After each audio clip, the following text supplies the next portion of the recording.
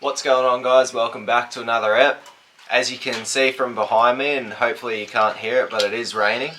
I did manage to get out this morning, seeing a couple of does and a little junior stag, but it just got way too wet for me.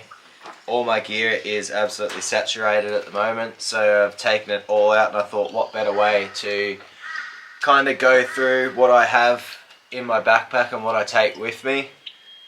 It'll just let you guys know what I use, and maybe, I don't know, you might have some suggestions for me in what you guys take as well. So we'll go through it now. First thing, you've got to have safety equipment. First aid kit. I got snake bandages in there, hydrolytes, just all your basic stuff, saline, antiseptic cream and stuff like that, just in case. Hopefully you don't need it, but it's always good to have it if you do. Second thing, this is like an EPIRB, KTI make it. It's probably the best thing that I've ever bought. I use it for fishing as well. It's so compact, you can take it with you anywhere really, and you just re-register it. I think it's every 5 years. But if you ever do get caught out somewhere where you got absolutely no reception and you are in a pretty bad situation, you just open this up, pull it like an EPIRB, and it sends out a GPS coordinates to your location, and I think they send a helicopter and rescue team out to you. Next most important thing, personally I reckon, is your binoculars. These particular binoculars have seen thousands of deer. You can go your cheap ones. This one has a rangefinder in it. These are Leicas. They're pretty expensive. Do you need the rangefinder? Probably not really, but we do a bit of long range shooting and it's just easier. When I'm bow hunting, I take these binoculars and the rangefinder with me as well. I just find it easier just to use the rangefinder with one hand, whereas binoculars are kind of using two. This is my Bino carry case from Wild Antlers Outdoors. I like it because of the pockets and stuff on it. The pocket on the back, you're able to keep your phone, and it's easy access. If I want to video something, I can whip it out and record. And if I get a message or something, it's right hard on your chest, so you feel it vibrate. The pockets on the side, I keep callers in either side. That way my hands are free, I'm able to let off a call, and I don't have to dig into my pants pockets to try and get a caller out and put the caller back in before I want to take a shot. It's right there, easy to go. I had Leupold ones, which I thought were pretty good, until we got up in the morning and Dad had his out and he could see everything. I couldn't see jack shit. But once the sun come up, they sort of matched each other for clarity. So it's in the low light situations where your quality really comes through. Entirely up to you guys what you want to go with, but if it was me, I would spend the money on the binoculars. I take a tomahawk with me, so you're able to cut the head off. It's just easy. Did have a little hacksaw thing that was absolutely horrible. It just used to jam, and yeah, it was way lighter than this, but pointless. Definitely take a tomahawk with you, and your knives.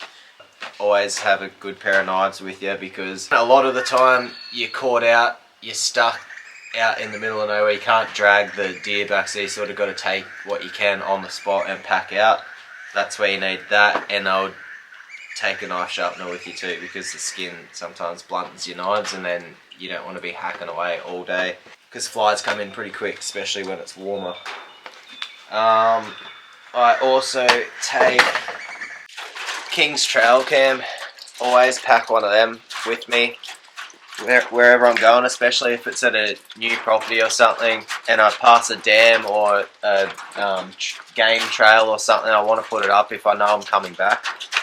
These things, for the price of them, I don't know how many deer and pigs I've caught on camera with these, and yeah, some of them, I've only ever had a problem with one. It was something to do with the batteries, but they took it back and gave me a new one, and touch wood, I haven't had a drum with it since. You really want to set up a trail cam if you're planning on coming back, because that's going to give you an idea on what's around, when they're moving around, and if it's actually worth your time pursuing in that area.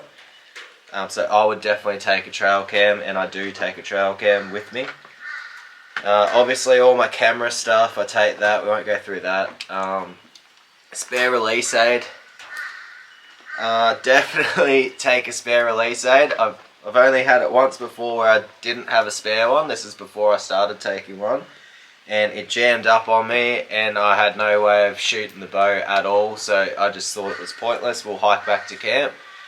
Started hiking back to camp and saw a 10-pointer and I couldn't do anything about it. I called him in just for a bit of fun. Came into 20 meters, so it would have been an easy shot, but my release aid was absolutely buggered and I didn't have a spare, so pack your spare one with you. Hydrolytes. I take hydrolytes. There's all different brands and stuff. These ones were given to me to try. What they call Velocity Fuel Energy.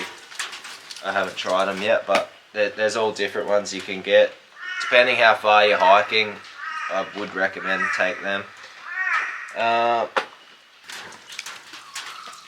UHF, probably don't really need one with you, but I'd like to take one when I go out west on cattle stations and stuff. Usually they got a CB in the house, so if something does happen and you don't have reception, it's another safety thing. So I take that with me when I go out west, but not so much in the mountains and that.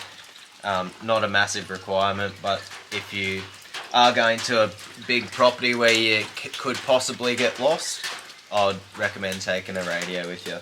And these ones are good. I take these ones. I'll take this one fishing with me in case I'm outside and my main radio fucks up.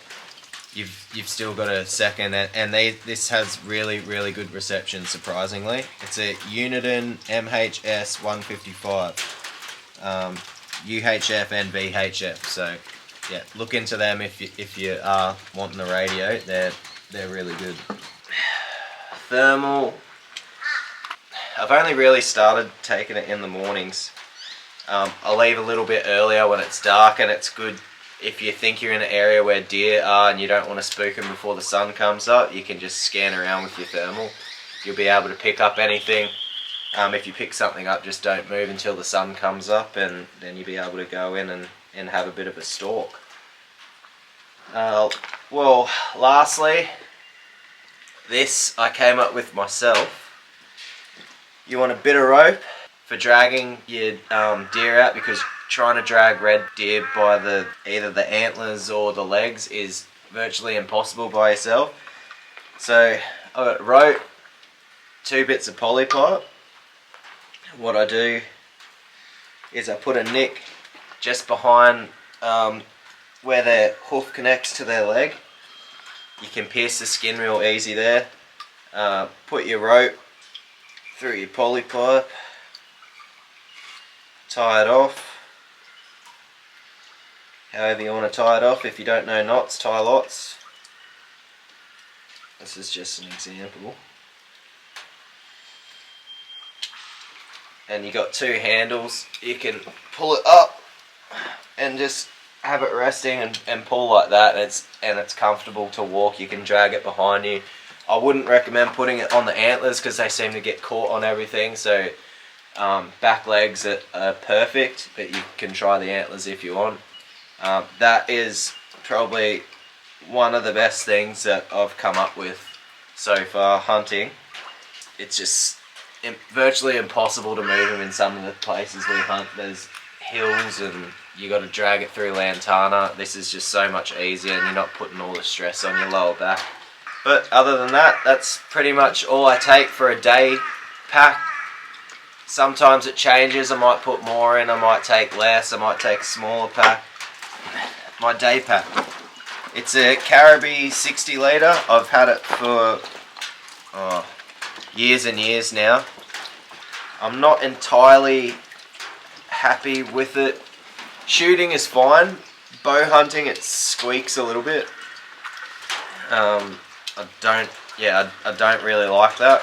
I am looking for a bag that is a bit quieter, so if you guys know of any quiet bags that you can hunt with, let me know in the comments, because this thing, I've got to drop it off about 60 meters before I even start trying to stalk into something because I'm worried that it's going to squeak and spook them. But yeah, other than that, it's been a really good bag. It's nice and comfortable on my shoulders. You can strap it on, waist strap and chest strap to take. Once you got meat on, you can take all that weight off the rest of your body.